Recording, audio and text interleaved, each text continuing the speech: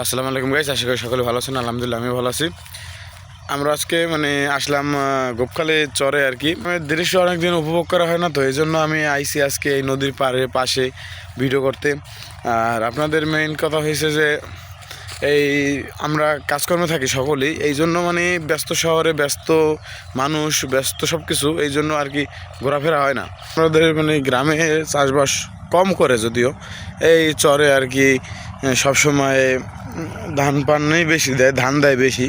আর এই চরে কিন্তু তরমুজ, তারপর মরিচ, এও অনেক জিনিসপত্র হয়, কিন্তু তারা দেয় না।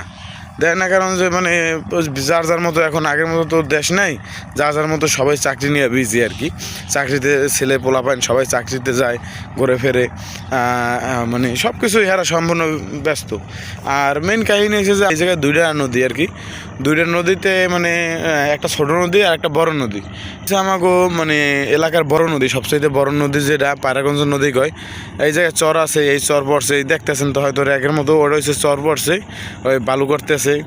আর এই বিভিন্ন পাশে চাষবাস এই জায়গায় চলতেছে। এই আমাদের হয়েছে কি, আমরা আইছি বরিশালের মানুষ, তো আছে বাঙালি আর কি, কথা আছে না। আর বরিশাল আইতে খাল যাইতে খাল, আমার নাম বরিশাল। এইরকম হয়েছে যে আমাদের এলাকায় বা আমাদের দেশে সবচাইতে একটা বিষয় হয়েছে, সবচেয়ে বেশি হয় ধান উত্তরবঙ্গেও হয় কম, কিন্তু ওদিকে তো খরা। আর আমাদের ওদিকে খরা নাই, সবসময় পানি থাকে সবসময়, কিন্তু বন্যার সময় আমাদের আবার সমস্যা হয়। আর আমরা বাইসে যাই সবসময় ইসের কারণে, আপনার সুন্দরবনের কারণে। এই আমাদের নদীতে সম্পূর্ণ বিষয়টা হয়েছে যে আমাদের এই নদীতে জেলে যারা তারা এই নদীতে সবসময় মাছ ধরে। এখন আগের মতো মাছ নাই, এই জন্য ধরতে পারে না। আমরা তো এখন সবসময় আগে মাছ ধরতাম, আমি মাছ ধরতাম, হয়তো শখের বসে যাইতাম। আমরা জেলে পরিবার না, এই এলাকায় অনেক জেলে পরিবার আছে, মাঝি পরিবার, জেলে পরিবার, বিভিন্ন সরকারি জায়গা ভাতা দেয়, এই রকমের আর কি। কিন্তু আমাদের সবচেয়ে বিষয়টা হয়েছে, বাংলাদেশের সবচাইতে যদি মাছ বেশি হয় তাহলে আমাদের এই নদীর বরিশাল সাইডে, যেমন কক্সবাজার কতটুকু হয় ওটা তো আমি জানি না, কিন্তু তারপর সবচেয়ে বেশি হয় আমাদের এই বরিশালে। পায়রাগঞ্জর সবচেয়ে বিখ্যাত বরিশালে এই পায়রাগঞ্জ নদীর মাছ সবচেয়ে বিখ্যাত। কারণ যে পায়রাগঞ্জ নদীর মাছ হচ্ছে মিষ্টি পানির মাছ, তো মিষ্টি পানির মাছ সবসময় স্বাদ একটু অন্যরকম। তো একটা ইলিশ মাছ ধরেন, তাহলে ওই ইলিশ মাছটার যে একটা আছে না আইসটাস না মাছের, ওই আইসটা মাছের ওগুলো যদি হাতে লাগে, ইলিশ মাছের আইসটা ওই হাতে লাগলে ওইটা যে ঘেরানটা সুঘেরানটা, ওইটা আপনার বোঝে কমসে কম 15 দিন আপনার হাতে লাগিয়ে থাকবে, এই পায়রাগঞ্জ নদীর মাছ যেটা আর কি। এই জন্য আমাদের এই জায়গার আবার খাইতে অনেক রকম স্বাদ, মিষ্টি পানি না, খুব অতিরিক্ত পরিমাণে স্বাদ লাগে আমাদের এই নদীর মাছ।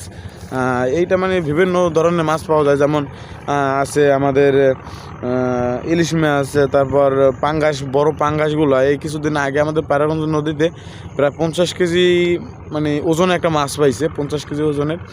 এইরকম বিভিন্ন ধরনের মাছ পাওয়া যায়। চেউয়া মাছ অনেকে খায় না, অনেকে আপনারা হয়তো কোনো লোক খায়, কোনো লোক খায় না, কিন্তু চেউয়া মাছটাও অনেক স্বাদ। এই নদীতে চেউ মাছ আছে, চেউ মাছটা খুব স্বাদ লাগে। আর সবচেয়ে বেশি স্বাদ লাগে আমাদের ইলিশ মাছ আর গলদা চিংড়ি হয়েছে যে এমন একটা মাছ যেটা সবসময় স্বাদ ছাড়া থাকে না, এইরকমের আর কি। আর আমাদের এই নদীতে ওই সাইড থেকে ভেঙে গেছে, ওগুলো সাইড থেকে ভেঙে গেছে নদী, অনেক প্রচুর পরিমাণে দেখেন না, ওই পাশে আপনার নদী ভাঙ্গা, ওই পাশে নদী ভাঙ্গা, আর এই পাশেও অনেকখানি ভাঙছে। এই চর তো আরও বড়ো আসলে, এই যে আমি যেখানে দাঁড়ানো আছি এই জায়গায় চরটা আরও অনেক বড়ো আসছিল, প্রায় ওই যে চর দেখেন না, ওই যে চিনাই কালা রেক, ওই চরের ওই চর পর্যন্ত আসলে এই চরটা। কিন্তু এখন ওই পায়রাগঞ্জ ওগুল থেকে ভাঙ্গিয়া এই সাইডে আসার পরে চর পড়ছে। এখন তো পায়রাগঞ্জ ব্রিজ হইতেছে, সামনে এগুলো ভাঙবে না, ভাঙা রইকে যাইবে, এই তো। কিন্তু এই দেখেন এই বিভিন্ন ওই মিশিংয়ে কাটতেছে